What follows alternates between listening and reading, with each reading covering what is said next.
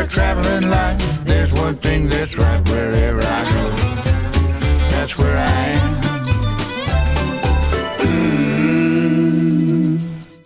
Of course. We are on, baby. Hey, we are on. Welcome to This Week in Zoltan. This is episode 390 coming at you from beautiful New York City, New York. So nice they say it twice. I don't know why that was the best introduction I've ever done to a singer. That was smooth. I should be on the radio. That was very good. That was very good. Hey, I'm Bip and Bap with the bops and taps. And it's over. And that lasted almost a whole 10 seconds. Who was the radio guy that hosted the dance in Back to the Future? Yeah, with the racks on stacks, we coming at you from the max. It's like, I think it was, but whoever that guy was, that's who I felt like. Charles Campbell? Charles Campbell. There you go. It's a very Charles Campbell start to the episode. Yeah. No Emma today. She's under the weather, as Mama Cornette would say. She's feeling puny. Which is a great Southern way of saying not feeling 100%. So she is here in spirit. She actually just texted me. She's texting me about the New York Comedy Festival show that you and I are doing. We just started the ads. We're doing well. It's a big room. It's 412 seats, and that's a lot. 412. I'm not going to look into that camera. Thank you, Mike. I'm going to look into that one. 412 seats, and we're over a quarter of the way there. Dang. Yeah, it's so early too. It's early enough. We have a month and 12 days. I was looking at the calendar on the subway ride because we wanted to be full for optics. Optics. You understand it's New York City. There's industry people. There's bigwigs. There's producers. There's people in suits. There's people with fake hair dye. And there's people that come on in and they talk like this. And they're like, look at me. And we got to impress these people. All right. We got to show them off. We got to jazz them up. We got to make them think that I'm the bee's knees in the cat's pajamas. So we got to, I don't know why I'm still talking like this. But We're going to have a good time. We're going to have a good time over there. Mike's going to be on the show. Look at him. There he is, ladies and gentlemen. And I'll be this close during the show as well. Yes. You can see our giant height difference. Because also Andy Fiore is going to be on the show. Love Andy. Andy's great. He's also a big dude, tall fella. And so you're going to really get a good sense of how not tall I am. Should we do a panel afterwards? A Q&A, all three of us? That's fun. I think that'd be great. I do those with Akash when I go out with Akash saying. Oh, yeah, and you told me awesome. That. Yeah, maybe we can people do are that. Nuts. People got a lot to say. Yeah, especially when you give them the opportunity. Yeah, absolutely. Yeah, I don't know how I don't know how long we get the venue for, but that would be awesome. Sure. Yeah, maybe there's like another show after us. I'm excited for the New York Comedy Fest. I want to go see Dave Attell at Town Hall. Ooh, that'll be good. That'll be super fun. I saw him last night because I did Tom Papa's show. The Come to Papa. I did that again, and it was super fun. And then Dave Attell. It was funny. Last time I saw Dave Attell, he was sitting out in front of the place, and people were just walking by, and I'm like, man, there's a comedy legend right there. And this time I saw him out in front of the place, and there's a line of young kids going down to the McDougal Street location, and they were like fanboying over Dave Attell. Oh, that's cool. And I was like, hell yeah. It's his worst nightmare, probably. Yes. Great. Yeah, I'm sure he disappeared into the cellar, or where I was going to say the sewer, but he's not coming out of the sewer. He disappeared back into the Splinter? The hole that he came. He kind of looks like he could play Splinter. Yeah. In a remake of the Ninja Turtles. A reimagination where the turtles are people and it's just all hinted. Yeah, he'd be a great Splinter. Instead of giving him battle strategy, he's just breaking down how whiskey could probably help him. Well, you should never pay for a mic.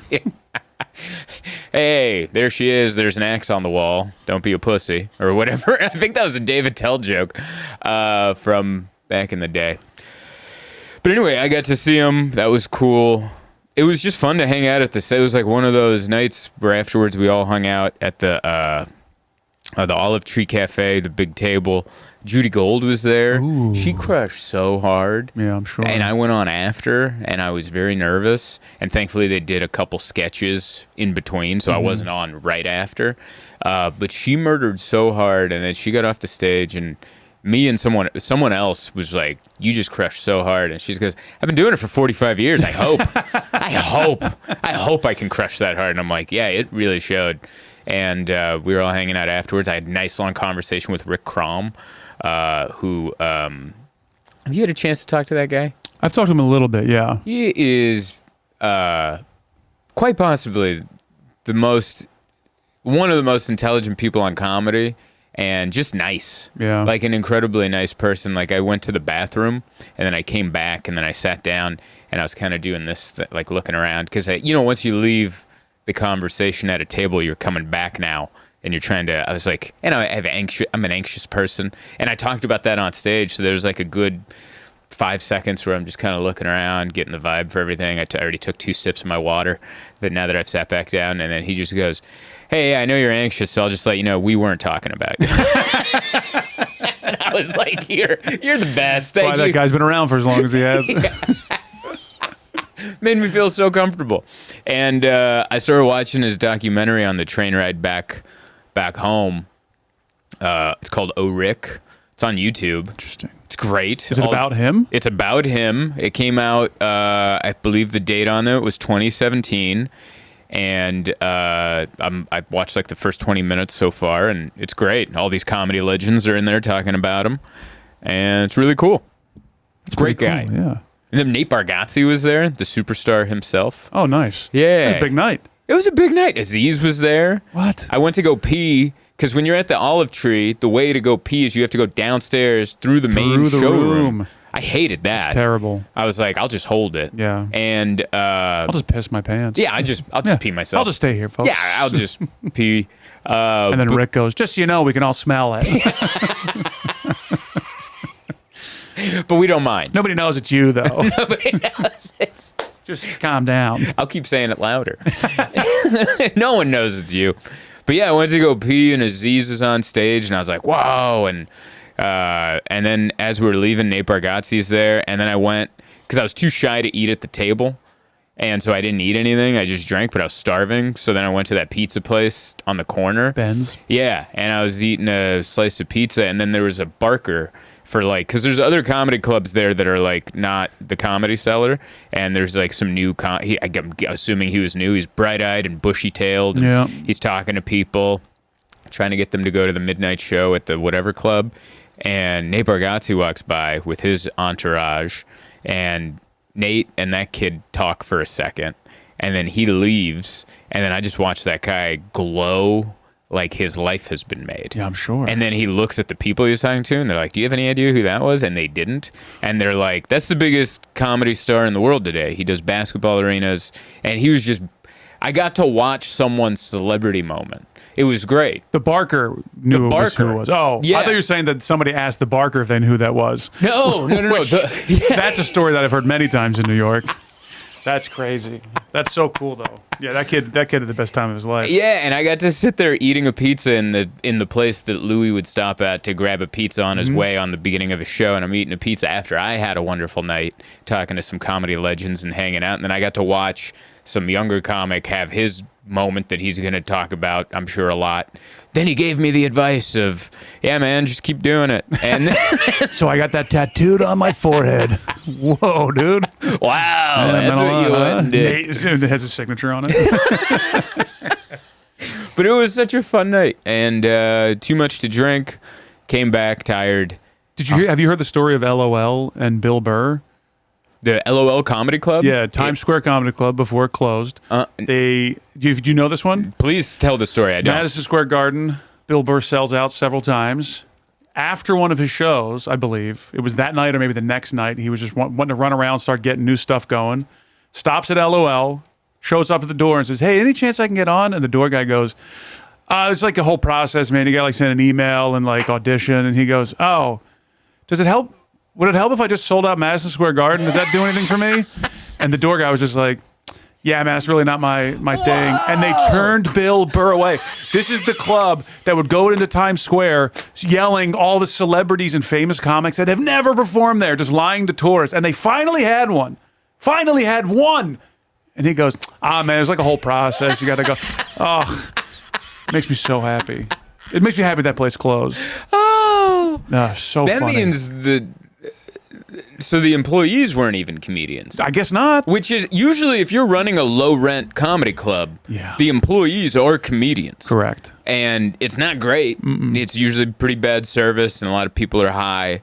But you don't miss that opportunity. No, you don't miss the Bill Burr wants to come in and do comedy. I'm sure if he walked in, like if he got in the door, people would have been like, "Yo!" Yeah. Like but the door guy just clearly had no idea what was going on. Wow. It was so funny. I This was was- like 2 years ago. This was like the last. It was crazy. That's incredible. This wasn't like 2001 Bill Burr when he's screaming at people in Philadelphia Right, for right. 10 minutes. This is like famous Bill Burr.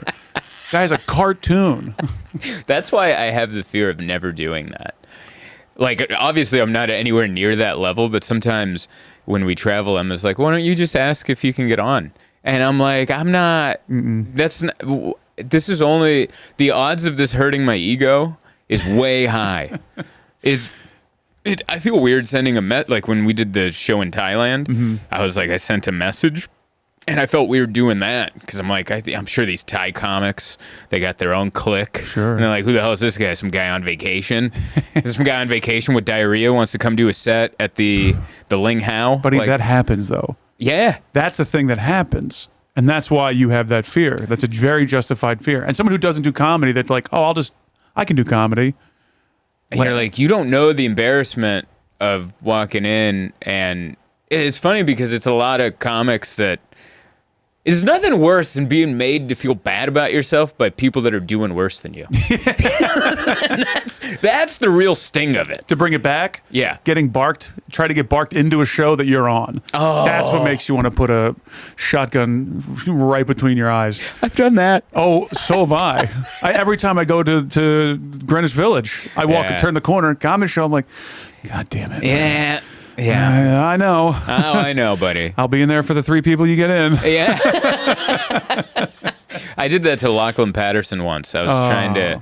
It was like 2008. I was doing bringer shows on at the Comedy Store because the Comedy Store was not in a good place at the time, so they had a lot of bringer shows, and I didn't bring enough people, and so I was out there just begging people to come in, and this one guy walked by, big, tall, handsome-looking guy.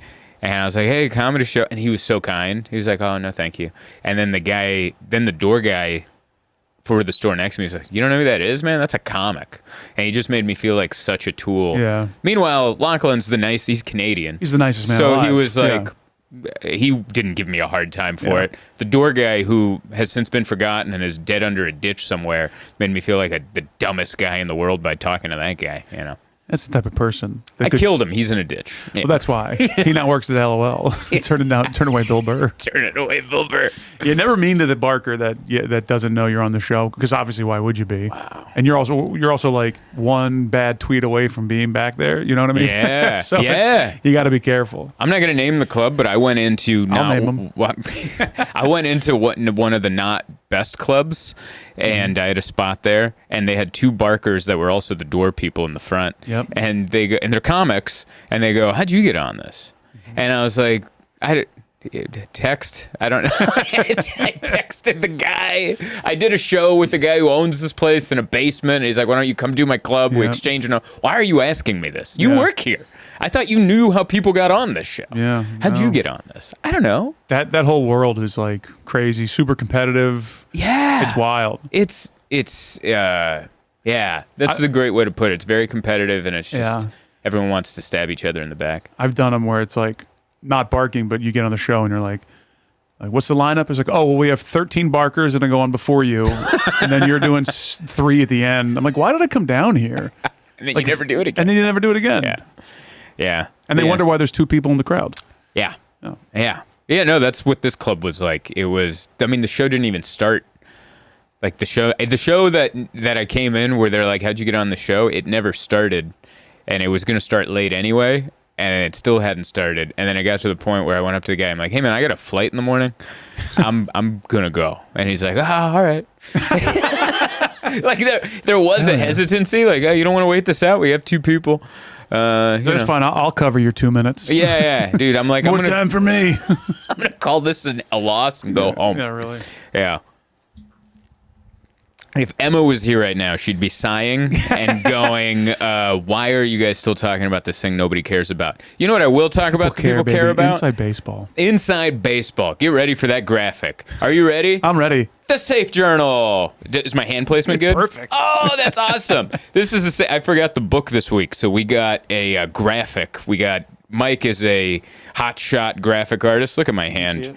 Right there. Oh, I do see it. That's beautiful. That's perfect. This is the Safe Journal, safejournal.co. That's the website to check out the Safe Journal.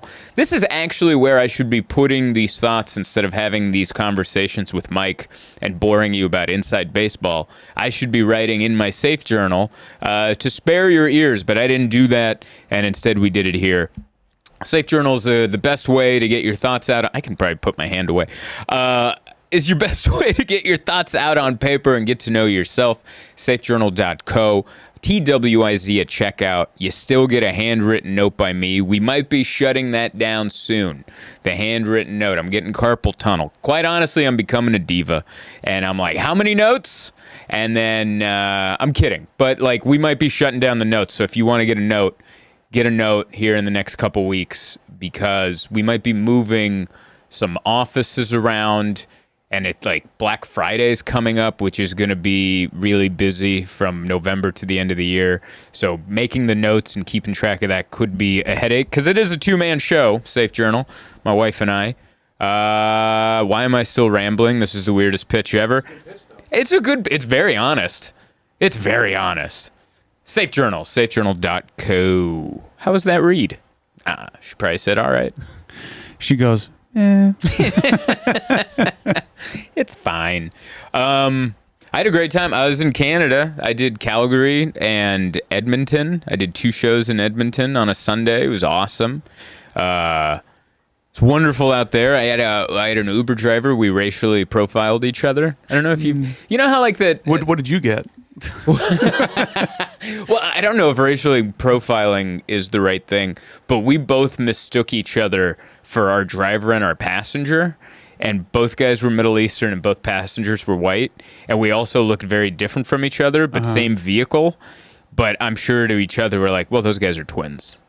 Like that's kind of how it happened. Sure. So like my car was Honda Pilot, driven by a Middle Eastern dude, probably around my age in his 30s, and he showed up because on my map he's like he's a minute away or here, and I pointed at him, and I was like, ah. And he's like, he pointed back. He's like, ha. And then he pulled over, and then like a 6'5" ginger hopped in the car. And then I looked at the license plate, looked at my phone. I'm like, that is not the right car. And then I'm like, we both did it to each other. That's great. Because I think he sees my photo too. Oh, yeah. So I think that's why they have the photo. Yes. To prevent this exact thing. So we both did the racially like all you all look alike, that kind of like that. We pretty much did that to each other in real time. And I'm like, that guy couldn't have looked anything less like me. And then when my guy showed up like 30 seconds later, I was like, yeah, now that I get a second glance, you two are very different people. But I'm sure to him, he was like, oh yeah, the 6'5" ginger and this 5'9". And this not. Yeah. But that's the only type of white that I think is like unacceptable to mistake, right? It's ginger. White Yeah. people look alike to people that aren't white. You know, that's, Sure. it's a stereotype because it's true.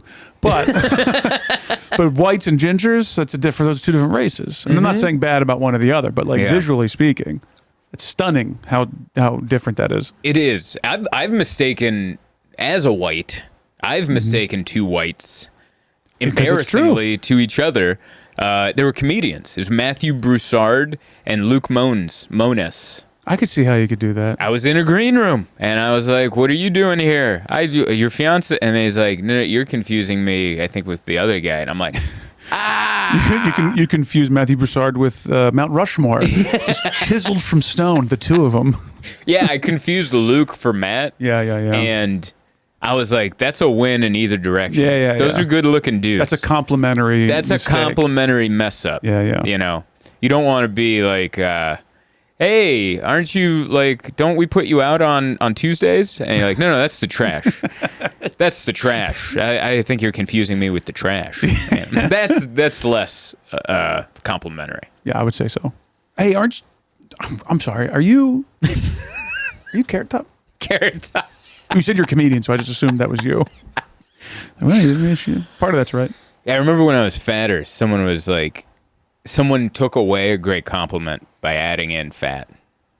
They're like, when I was 50 pounds heavier, someone's like, I had long hair and a beard and stuff, and someone's like, oh man, you look like Johnny Depp. And I was like, oh, thank you. And it was a woman too. Yeah. I was like, you look like Johnny Depp. And I'm like, oh, thank you so much. Like, but fat. And I'm like, you didn't have to put that part in. You look like Johnny Depp. No, but if he died 3 weeks ago, underwater. All right. Bloated. Could have stopped at the Depp. Johnny Depp. A flooding casualty Johnny Depp. If that pirate ship went down, baby, I think they'd hire you to be the body at the bottom of the sea going. Blah, blah, blah, blah. I had a buddy whose girlfriend told me she was drunk. She goes, all of my girlfriends say that if you would lose a little bit of weight, you'd be so hot. Like to my face. I was like, I mean, you're right. I'm sure. Do you know that was? Do you not know how that? Why would you say that? You say that out loud. Makes no sense. That's never been a good motivator. Now, so. Well, of course. I think you have to have a special level of narcissism to actually lose weight just to attract the other mate. Like I've tried. When I was heavy, I tried like in my head being like, girls will like you. I was single. I'm like, girls will like you more if you lose weight. And then I'm like, I'd be like 10 minutes on the treadmill. I'm like, I don't care if anyone ever looks at me again. Like, this sucks, and I'd leave. Yeah. My weight loss was just, I was sad. Like, that worked. Because then I lost my appetite. But I don't have, like, motivation like, oh, if you do this, you could look like that. And I'll be like, yeah, but then I'm doing the workout. I'm like, it's not worth it. You have a certain type, though, Like, I think you guys will change their appearance or personality to try to attract the thing they want. Sure. You're not going to get like a face-tatted goth girl by wearing pleated khakis, right? You got to get a couple tats. You got to wear some black. Yes. You got to like find a way to you got to create your own Venus flytrap to get the flies you want. But the weight thing, unfortunately, women are attracted to personalities more often than not. Yeah. And men are the other way. So. Yeah. Men are way more vain. That's why I'm sure comics have made this joke, but like gay men stereotypically are ripped, and then lesbian women kind of get to have the body type of comfort. If you think about it. Am I a lesbian? Am I a lesbian? It's the weirdest way of telling me that I'm fat, Zoltan. That's not what I just look at you and your lesbian body. Okay. It's just women are more sensible, and they're like, whether their orientation one way, and of course all these blanket statements never 100% true. Oh. But dude, I used to live in the gay neighborhood, and all the dudes were ripped because they're vain. Yeah. They're vain. Men are vain. We're and veiny. And veiny, vascular. Yeah. I mean, I watched Roadhouse, the new Roadhouse, for the first time. Loved it, dude. Terrible movie. Loved it. Terrible movie with Jake Gyllenhaal's too good of an actor for that movie. Yeah. But the reason that movie was better than it should have been was because of him. Yep. And every time he put a shirt back on, I'm like, no. Take it off. How do you get that muscle from the back that like comes to the front, and then now you got abs on your ribs? Like that. Can I answer that? How? I'll never know. You're asking the wrong guy. Remember? I have lesbian body. I never said you did. You did not say it. I still don't think you do. All right? I'll tell you how you get that one where you sit down and it looks like one side's folded on the other. I got that one. I got that one in spades, buddy. If I could sit down and hold a sheet of paper with my love handles, I definitely could. Just a nice little sheet of paper. That's funny. I have a loose leaf body. I just burped in the microphone. Threw up. Yeah, I almost... not at your body. That was just I had a ham and cheese croissant that was coming up the I was just north. thinking about you without a shirt on. I had You did do a story the other day, shirtless, on Instagram. Or no, it was a reel where you were reacting to a video. You know those duet type videos? Oh, yeah, I do that sometimes. Yeah, and I was like, oh, it was jarring. And it was like, oh, there's Mike shirtless. And you got the tufts of hair coming out. You're a real man under there. Hey, this isn't glued on my face. The curtain matches the whole house. You know dude, because I have the weirdest body hair where, like, neck down, nothing, dude. Wow. Nothing. I mean, at 37, at this point, I guess I'm dying without chest hair. Sure. It's not going to come in at 47. Start shaving. Yeah. Is that going to dig it in? That's the Jerry Seinfeld Yeah, that's the episode. Yeah. But then we hit below the waist, It's a monsoon, dude. It is. I don't know what's going on in the back, but I've stopped going back there. I have heavy patches. That's why. Oh, dude. It's nothing consistent, but heavy. The consistency is only the inconsistency. That's what it is. And it's gnarly. I had to self-tape myself swimming for something. Oh, no. And I caught myself wet from the back. I was like, this is her. I looked at my fiance. I was like, you're disgusting. You're a pig. This is who you're hitching your wagon to? Ugh.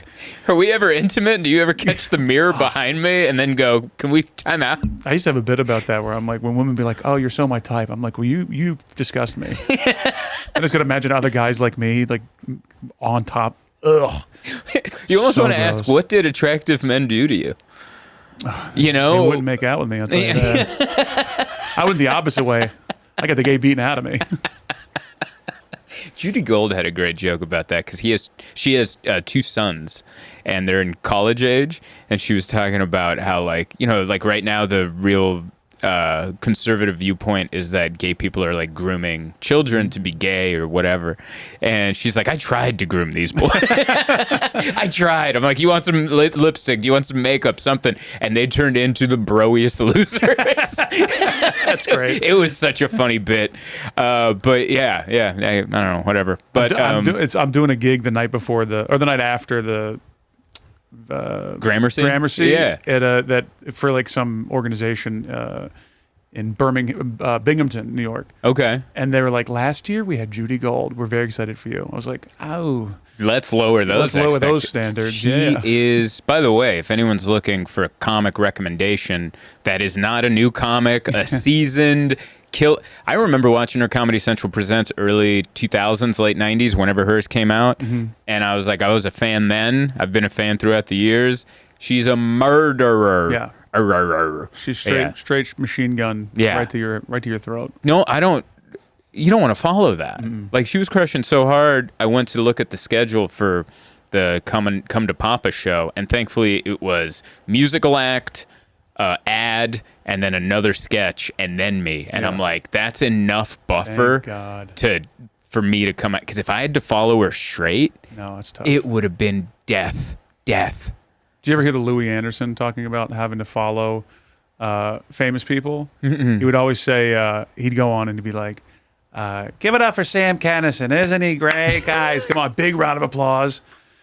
Guys, one more time, Sam. And he kept doing it until they would stop applauding. He's like, oh, we're sick of that. And like, okay, now I've reset you. Wow. It was a pretty brilliant move. That's brilliant. Yeah. Now they're sick of Sam Kinison. Yeah. And now he can start his show.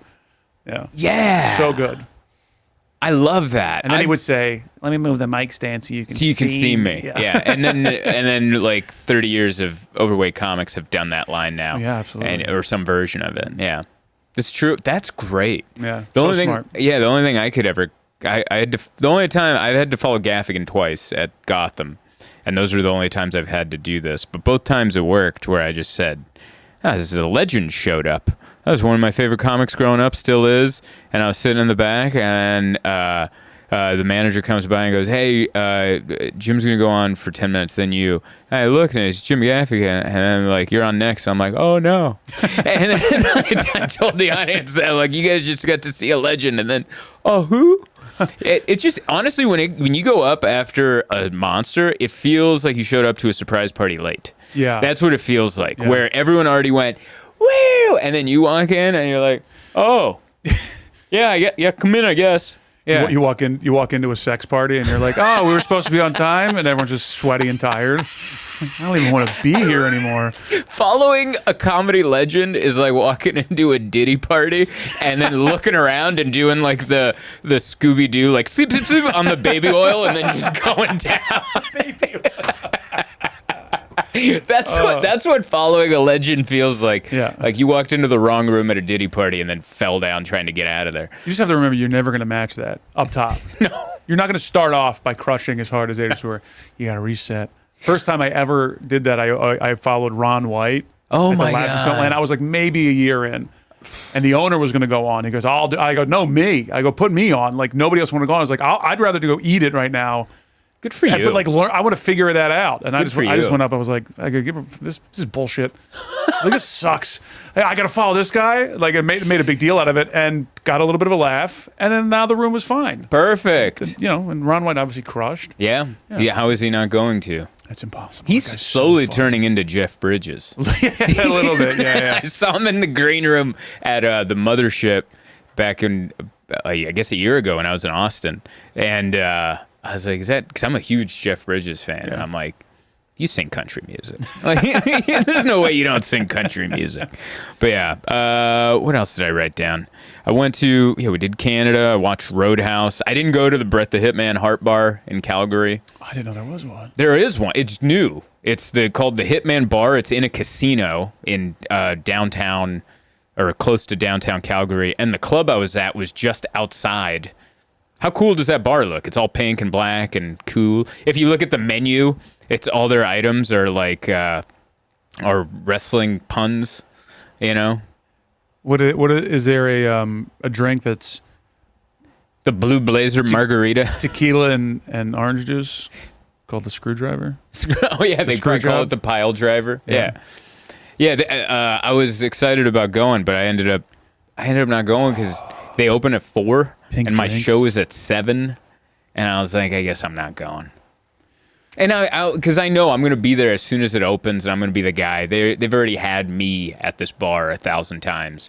It's like, great, he's not going to order anything. He's going to stare at all the walls and take photos and selfies. This is so cool. How cool is that bar? I got to go to this bar. I'm mad at myself for not going. I wish they opened at noon so I could have had lunch there and hung out. Oh, they got a bunch of his memorabilia. That's cool. Does you think he's like working the phones and like is he like Rocky when he opened up his restaurant, do you think? And Walking around telling he's the maitre d' telling stories. I hate Bill Goldberg. Vince McMahon still never apologized. He's one of the best parts of the Vince McMahon documentary. I still haven't seen it. Oh, you haven't seen it? Because I need to dedicate like time. I want to sit too and long. watch it. Yeah. And as a dedicated wrestling fan that I am, there hasn't been too much new information. Sure. But the editing is funny. Yeah. Bret Hart and Tony Atlas, who for some reason decided to wear a sleeveless button-down shirt with a tie, are the best talking heads on the show. And the editing is really funny, where like they did a thing where Vince was going on about his father, and he was like, you know, when my father died, he finally said, "I love you," and it was just this impactful moment. He started getting teary-eyed talking about his dad, and then they quickly cut to Tony Atlas going, I don't think he ever liked his father. That's great. It was like whoever edited this had a real sense of humor, because there's multiple moments like this where something would be said and then they'd cut to Tony Atlas going, yeah, that's not what happened at all. Like, those are my favorite type of edits where someone says something passionate like, that ain't nothing. Yeah, I love never that. happened. Yeah, like apparently there's a big lie that WrestleMania 3 had 93,173 people at the Pontiac Silverdome. The fact that I remember that exact number is how much the propaganda of the WWF put that in fans' heads. Because it was a record breaker. It was a record breaker. And then they smash cut to Dave Meltzer. He's like, there's 78,000 people in the building. Like, he's like, which is an incredible number. I don't know why you have to lie and go 93,173. And that's how we ended up in the political situation that we're in. People just believe people. There's millions of people at my rallies. And it's like, there's a lot of people there. You don't have to add people to that. Yeah, they're packed. Yeah. Just say they're packed. Yeah. It's like the Hulk Hogan lies where he's like, I was supposed to be a bassist for Metallica. I'm like, you lived an incredible life. You can just be honest and people will still be jaw drop going, you're amazing. It's kayfabe till you die, man. Yeah, kayfabe. Everything kayfabe. Emma's had to watch 3 episodes of this crap. And she's over there going, why the hell do I know what kayfabe means? Why do I? And I'm like, because they all speak Carney, because this came from the carnival days. And she's like, this is stupid. And she's just ripping it apart. And it is dumb. It is. It is dumb. But it's when you know it's dumb, it's not dumb anymore. Exactly. You know? You don't watch reality TV because you like it. You know, you watch it because you hate it. Kinda, exactly. Right? You get it. You're in on the joke. That's true. Right? I'm in on Selling Sunset. Yeah. I like Selling Sunset. Is it a good show? No. Exactly. But I watch it, and we know they're not real realtors. These women with the fake hair and the fake lips and the... You think that lady... I'll do it one more time so we can get it. And there's a thumbnail. Mark it, Mark. Squeezing out of a Lamborghini SUV to put out a sandwich board that says open house that way. So funny. I don't think they're doing that. 12-inch heels for a noon open house. Great. Oh, did you bake these cookies? Shut up. On the beach with the sand as your backyard. God, it's so funny. Oh, that's not a real. You ever meet a real estate agent? Yeah. They look like they've been through it, buddy. Yeah. They've been through it. They got beat up. They Yeah. wanted to be an actress. You can tell they just put out a cigarette before you showed up. None of their first goals was to be a realtor. It's Nobody. always the third option. Nobody has grown up going, I'd love to be the guy that sold you the house. I don't want to be the one who built it. I don't want to be the one who lives in it. I want to sell it to you. Twice a year, I look at my calendar for the next 6 months of shows, and I'm like, next tab, real estate school? Is that? Am I not? Okay. It's the like the roadmap for quarterbacks and cheerleaders at a high school. Yeah. It's like, well, I have all these dreams, my vision board, and then eventually that catches on fire. And then they're like, balloons and sandwich boards? Headshots? That could be so many different jobs, by the way. Balloon sandwich boards? And headshots? Maybe they run a Chuck E. Cheese. Yeah, maybe you're opening a juice bar. I don't know what you're doing.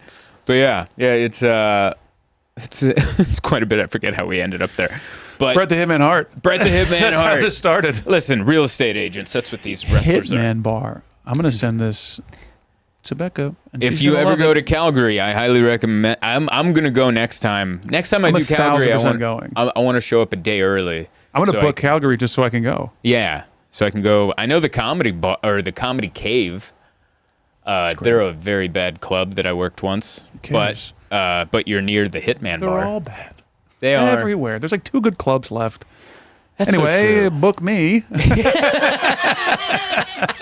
Whoops. I just realized that club that I trashed in Arkansas. I got to go back to it. I'm going back to it like in 2 weeks, but it's for a fundraiser. Oh. It's not for like a weekend or anything. I'm just doing a one-nighter fundraiser, and I was like, I should have shut up about what I hope you didn't see. Well, you just say kind of the same stuff on stage, and then it's seriously, because then you take a dump on the place you're in, and they know it's a bit. I gotta get my camera on. Comedy. Sometimes people get upset about that kind of stuff, but no, the comedy shop was great. It was clearly, oh man, I felt so bad. I accidentally made fun of like an idiot.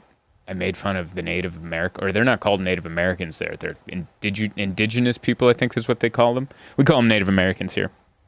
But like I show up, I'm tired, and I just go to the club, and as I'm walking to the club from the lobby of the hotel, there's a waiter who's working at the buffet, and he can tell I'm a comedian. He's like, "You're going to the comedy club?" And I was like, "Yeah." And he's like, "Let me show you a back way." Super kind of him. So he takes me through the kitchen. So I miss like most of the hotel lobby because I'm going through the kitchen. I get on stage, and the hotel's called Blackfoot Hotel. Mm-hmm. And I'm like, what happened with Blackfoot Hotel? What, did the owner get frostbite? That's what I thought. Like, because what I was thinking is Mr. Deeds character. Yeah. With Go the ahead, hit it. Yeah. And when I said it, 300 people. Oh, Jesus. And I was like, what? What is it? And they're like, oh, they're Canadian, so they don't want to make me feel bad. And then I'm like, all right, maybe I'll go Wikipedia that one after I'm done. And then they start giggling like, yeah, you're going to find out. It's a Native American tribe. Sure. I didn't know that. And then you know what? The next night, I come and I forget the way that the waiter told me to go. So I come the regular way. And if I had done that the first night, I would have seen a mural of photos dedicated to the Blackfoot tribe. And I wouldn't have made that dumb joke in the first night. But instead, like, because that guy, I want to blame the waiter. That was his fault. That was his fault. Why wouldn't I know? Him being so sweet. Him being so sweet and Giving going you some help. Yeah, giving me some help. Well, and maybe on the walk he could have been like, "Hey, just so you know, Blackfoot, that's a Native American tribe here, or case it's you a didn't know. natives tribe here." So a lot of people might not know that if they're dumb like you. A lot of people not like that. Looks you up and down. Hello. You look like you've been dumb since birth, so let me give you the Iggy. This is, oh man, but the Canadians are so nice. Like no one got mad, and I'm sure there was indigenous people at the show because they came up to me afterwards, and no one was mad. No. Like everyone was so sweet. And then What was felt it your job to research the town? a little. I'm sorry. That's good, man. But the more I was so tired, the more I thought of it, I'm like, of course that's a tribe name. Like, has there? Yeah, what are the other options? Yeah. It's just, yeah. So, anyway, it reminded me of the Alice Cooper scene from Wayne's World. It was like, it's the Milwaukee, the Native American word Milwaukee. And he like breaks down the meaning of Milwaukee. And I was like, thanks to him, I know not to like poke too much fun at the name of Milwaukee. Sure. Because it's a Native American thing, tribe. I don't think that one's a tribe, but it's a word or something. There's a couple other things I could have thought of for what Blackfoot Comedy Club could be called. Is it P. Diddy related? We'll do it after. We'll do when the mics are off. We'll figure it out afterwards. So anyway, the Vince McMahon doc, a little boring. Which that's saying a lot. It's boring to me because I know a lot of this stuff. Sure. And Bill Simmons is not the best at making these documentaries. Like, they have this one guy, this younger white guy who's a talking head, and he's labeled a wrestling historian, but he's not. He's like, he says a lot of misinformation. Like the Andre the Giant doc on HBO, he's just like spouting. He's like, Andre the Giant worked as a major heel through the territories, wrestling everyone's top stars. He didn't. He was a babyface, and he never wrestled the top stars. He wrestled like five no-name wrestlers in the mid-card as an attraction. He would never wrestle the star, beat him, and then leave town. That ruins the town. Yeah. You know, so... He's like, he doesn't know that much. So he was the one going 93,173. And then another historian's like, 78,000, dude. Come on. Nobody, they don't even have that many seats, but they cap out at 80. There's people hanging all over each other just to get in. We're hanging off the rafters. They're hanging off the light pole just to see this extravaganza. That'd be crazy. All those wrestling or just announcer over the top things they say, it'd be great if the camera panned to actually show that. Yeah. There's just some wrestling fan hanging off the lighting rig. Normally I would lie about stuff like this, but there are actually people. There's the fire marshal trying to shut down the event. Pan to the fire engines. Some guy with a clipboard going, what are you guys doing? Undertaker kicks his way out of the ambulance. He's alive, folks. It's like, oh my God, what's true? What's not? I'm in heaven. The people are having a heart attack. It shows 1,000 people just having heart attacks. And they're all like, foaming at the mouth at the same time. This is either the worst event or the greatest event of all of our lives. Oh, that's great. Simultaneous heart attacks. I don't know if that's too Airplane, like the movie Airplane style of comedy where it's very direct. Good though. They're hanging off the rafters. Oh, but that would be great. But yeah, but all those people in Canada showed up. It was awesome. Everyone was nice. Edmonton, that club was in a big dumb mall, which is going to be like this weekend. This weekend I'm doing Bloomington, Minnesota, which is in the Mall of America, and I'm doing a whole weekend. But the hotel that they give you at the Edmonton one is the one hotel that's in there, which is a water park hotel, and so it's all families. It's all families, and so it's called Fantasyland Hotel, and I'm checking. It's weird to check in as just a guy by himself to a hotel where the check-in line's like kids. 2 doubles? Let's take a twin. If that's okay with you. It's a bunch of kids and families, and they're looking at me like I'm just a guy with a backpack. Like, I'm here for work. You know? So you're here for 4 nights, and you just have the one backpack. Okay. Can we get a security check on room 468? That'd be great, thank you. At best, I look suspicious. Especially in this hotel. Because I'm looking at some of these pics. You're not going to fit in. No. As a one guy. No. And then I do the check-in, and I can tell the lady who checked me in doesn't normally check in. Because I think they always put the comedian there. Yeah. But I don't think she ever checks in the comedian. So her thing of like checking in one guy by himself is weird. So at the end she goes, is 2 keys okay? Which they tell you that at every hotel. Right. And I always say yes. And I said, yeah, 2 keys is fine. She's like, maybe you'll meet somebody. And then she passes the keys over. And I'm like, she actually said that? She said, maybe you'll meet somebody. Did she wink when she said that? No. Like me? She said it sad. Maybe you'll meet somebody. She said it like I'm the loneliest guy on the planet. And here's 2 keys. Like almost like I wasn't supposed to say yes to the 2 keys, which is a very common transaction at every hotel. 2 keys, sure. And then she gave it to me. I go up to the room. There's a hot tub, a giant hot tub in the living room with mirrors around it. And my hotel stay got sadder because there is nothing sadder than just being a man by yourself with a backpack on. And you see your reflection in this like 8-sided mirror with a hot tub. And you're like, maybe this isn't a family hotel? yeah. What does fantasy mean in this hotel? Oh, boy. I don't know. But I was talking about it on stage and I was like, I don't know. Something about like when I'm around families and happy people, my mind goes to very dark places. Sure. And I was like, someone's had to have died in the hot tub. You know? Like someone orders chicken wings, they get and then the jet shoots out, and then they just die in the hot tub. They're eating chicken wings in a hot tub alone. They were already dead. They were dead when they showed up, Zoltan. I'm so embarrassed to say that was my plan for the evening. I love you saw that hot tub and you're like, I know what I'm doing tonight. Because they had room service. And I'm like, I got 2 shows. So we're making some money. I'm like, why don't we room service like 20 wings? I'll fill up the jets, have it shoot up the back end while I'm chowing down on. And then I thought about dying. And then I'm like, how funny would it be if like I died, and then they got to bring like the gurney in with the sheet, and then they got to put me in the elevator, and there's just a family covered in inflatables because they're headed to the pool, and they got to squeeze in. And your buffalo wing covered hand falls out from the cart. What happened to this guy? Fantasy. You know the sound of like squeaky inner tubes squeaking against each other as they're trying to make room That's for this so funny. gurney with a dead body. There's no reason they're wearing the inflatables now either. It's just for the comedy. It's just for the bit. Because there's a pool. Oh, What happened to this guy? I said that I said this story on stage too. Stares. A lot of people stared at me because they're normal people that find malls and water parks to be joyful, and I'm coming in with my apropos attitude. You forget sometimes that that's what people have. Yes, Is the mall. yeah, Yeah. and I like a mall, but I just see the Grew dark. up on a mall. Yeah, I was a mall rat when I was a kid. when you're there by yourself, you see it different. Yeah. It's kind of like when I used to work cruise ships by myself, and I would see the people that are on the cruise ships, and I'm like, dude, how funny would it be just just some guy with a Hawaiian shirt. I don't know why I keep doing this motion, but just some guy with a Hawaiian shirt hanging onto the rail.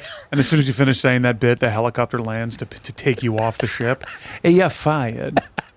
Last time I went did what's some Bronson's in the Mall of America? That's what I'm going to. Oh yeah. There's a flight simulator. I was there by myself, and there's a whole store that's just like different flight simulators with like the full action motion thing. And I went in and I was like, oh, I'll do this today. It's like 7 minutes and like $100. It was so expensive, but I'm a nerd for flying and I want to be a pilot. Not the point.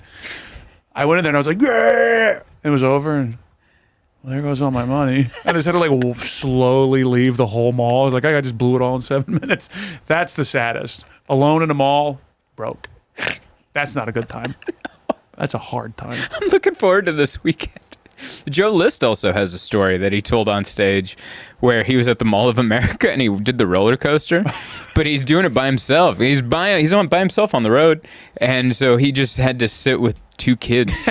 So he's just like a grown man with 2 kids. 2 not his kids. 2 not his kids. He's like, what's up, fellas? Like, you can't talk to him. You just have to ride by yourself. So thanks to that story, I'm going to stay away from the roller coasters. Or do it. Do it, yeah. Just do it confidently. Film yourself and is there a tag place Joe? for this creepy backpack? Put that away. Let me in. Is there a place I can put my duffel bag while we're waiting? Don't open it. Can I wear my trench coat on the roller coaster, or is that going to dangle? Sorry, is there a place I can put my flip flops while I ride? No. There was a creepy guy at the mall. Like he was like. It was you. No. That's what people were saying about you. It was an old man. He had a hunch to him, and he was bald on top, long hair down to his nipples on the side. I love the dedication of and that. he had a little tuft right in the front that was combed over, but bald as a baby's ass, and then just long, stringy hair, and he just had a lumber by himself. And I'm like, we know what van he drives. Why aren't people more concerned and pulling their kids off to the side with this guy walking down? Yeah, They're too really. busy looking at me. Yeah, they're looking at the hobo eating beans out of a can. Worried about you. It's either that guy they're worried about or you. There's just some guy walking around looking at stores going, we got to worry about both these guys. Oh, it was a disaster. But it was fun. There's a guy at the ticket redemption counter. He just keeps staring at all the Ninja Turtle goods and the wrestling figures. Can we get security down to the to the play place? Doing comedy in a mall just lends itself to being in weird situations. Like I did the meet and greet outside the club because I didn't know where we didn't talk it out before. At the TCBY yogurt right next to the... It was next to a restaurant. Yeah. So I'm taking a picture with like 10 people and then the hostess comes out. So it's like, do you guys want a table? Is this a party of 10? And we're like, no, we're taking a photo. And they're like, what? And I'm like, I'm a comedian.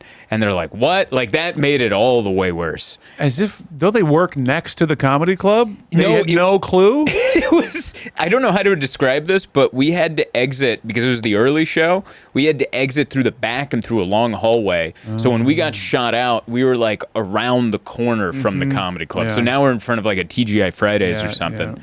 And everyone I took a photo with, the hostess was like, party of 5 now? And I'm like, for the love of God. Stop. I'm going to take a picture with these The people. last one, you're like, yeah. I just had soup. I just went and had a soup. Split a soup 5 ways. You wanted a meet and greet? We're having soup. We're having soup. Sit down. This is a meet and stay. This is a meet and stay. People are like, oh, God, I don't even like this guy. That would be a fun way to end meet and greets, where you like, you know how like there's always the audience member that never leaves? What if the comic never lets you leave? Yeah. They just keep the conversation going. You're like, all right, well, the babysitters, we have to get home. They're like, no. What about, do you remember that joke I did 2 years ago? You know what I've been playing with? Take a pen out. And I've just been, what do you guys think of this? Any thoughts? Let's have a drink. That Let's would go be grab a so drink. funny to see what would happen at the end. The last person would be like, you come back to the green room? Not if it's like a chick. Not like in a creepy way, but like, Right. it's like a group of people. Like, Yeah, yeah, come group of back. You just sit in the green room, just go and stare at them and just wait for the first person to break. That would be, I would watch that for hours. That could be the new comedians in cars. Comedians in green rooms creeping out guests. They used to have a show on MTV where they would take the person's number one fan and they got to meet their hero. And it would be so great to watch that hero just never end it and make that person go, I want to leave. And then they just go back and tear the photos off the wall. It's just like, that guy's insane. That guy. Take their gun, bullet out of the chamber. I guess I won't kill him. A great way to get rid of stalkers.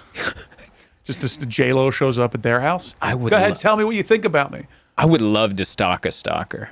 Like if you baby reindeer, the baby reindeer, like if he became obsessive about her. Yeah. Wait, isn't that what happened in the show? I think he tried that. He tried that. Yeah. Oh, okay. Well, She won an Emmy, by the way.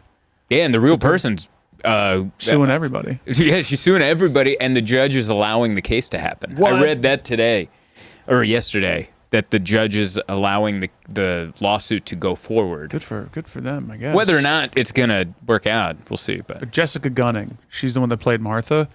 I remember the first scene of her. I was like, this woman is special. incredible, So good. incredible. I got chills watching her get the Emmy. She was so good in that. She probably one of the hardest characters ever to play. Maybe that woman. She had to go from likable to hateable to despicable to likable, all like within the same scene, and she did so good. Yeah. I hope this lady gets every role ever and makes $1 billion. Yeah. I never think that agree. about actors that much, but man, she was so good. You know who wasn't the best is the main guy. I thought he was fine. I agree. I Yeah. thought he was fine. You know what scenes I thought he wasn't the best at? Being a comedian, which Yeah. he was. Yeah. It was weird. That's probably the hardest to play, though. Because guess. he had to suck, Right. Right? He was trying to be bad.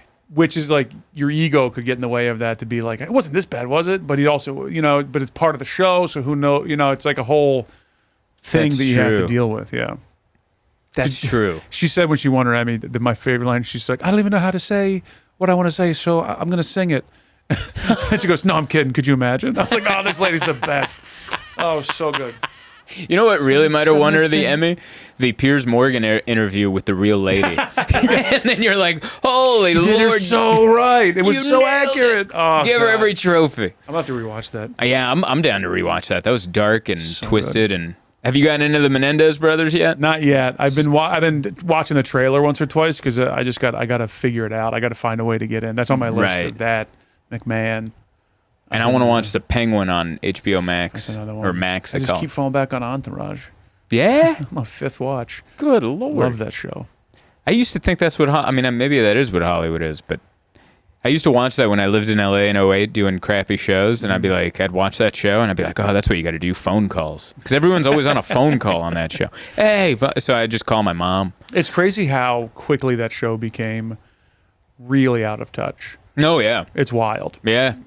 Just the idea of a gay guy being around, it was like freaked everybody out. It's like, this was like 8 years ago, guys. What are we doing? Do you notice that with podcast culture, though? Like, think about the number 1, number 2, top 5 podcasts, right? A little homophobic. Yeah. There's a little bit of like this motion. Well, I'm not. I'm cool with it, but I ain't doing it. Hey, you do what you want, but and you're like, what is that? When do we get rid of that? Because that's still, how is that different from what was done in the 80s? I guess in the 80s was maybe more violence or something. But then, a lot more people dying because medicine wasn't as good. Yeah, we're gonna beat that guy up. But like, there is nothing better though than a well-placed inappropriate joke. Of course, right? So whether it's a gay joke, straight joke, racist joke, whatever it is, if it's an inappropriate joke and it's perfectly timed, it's the best thing ever. It's the best. But the harping on it over and over again becomes a little tiresome. Yeah. Yeah. Listen, I'm not. But what is? What are you looking at me for? I ain't no. Yeah. I never even been. I can't spell gay. I can't. So straight I am. I'm so straight. I'm stupid. I spell gay the way they spell Uruguay. It's like a G-U-A-Y. G-A-U-Y-X. I'm a Canadian hockey fan, dude. That's how I spell gay. Oh, but yeah, it was good time in Canada. How are we doing on time? I feel like we're at an hour. We're basically there. 57. 57. That's quick. That's a headlining hour there. We did it. Yeah, we just did played over Fantasyland. We just made it. I apologize that we didn't have Emma here to balance out the man talk and the comedy talk and the probably went a little too hard talk. on the Brett the Hitman Heart Bar speak. Yeah, I apologize because I know that there's a lot of women that remind me of my mother that listen to this podcast, and I think Emma really helps balance that that level out. But she'll be back next week. I hope. She'll be feeling better. Feeling puny. But anyway, ZoltanComedy.com. Come to our show in New York. Mike will be there. What's the date on that again? That's November 15th. Friday the 15th. The Gramercy Theater. Part of the New York Comedy Festival. Very excited. I get to do my hour. Mike will be there. Andy Fiore will be there. Maybe one other comic. We'll see. But it's going to be a blast. Help me fill it out. It's 412 seats. Good golly, Miss Molly. I think the last time I did New York, I sold like 160. So it's quite the jump. But I think we can do it with all your help. I don't know why I keep looking at that camera. You guys are right in front of me. It's right here, baby. But anyway, come to that. And then Safe Journal, safejournal.co, TWIZ for a discount, and a handwritten note, which have been getting more and more bizarre as I write them. You know? Anyway, I think that's the show. Goodbye, everybody. Trekking heavier, traveling light. There's one thing that's right wherever I go. That's where I am.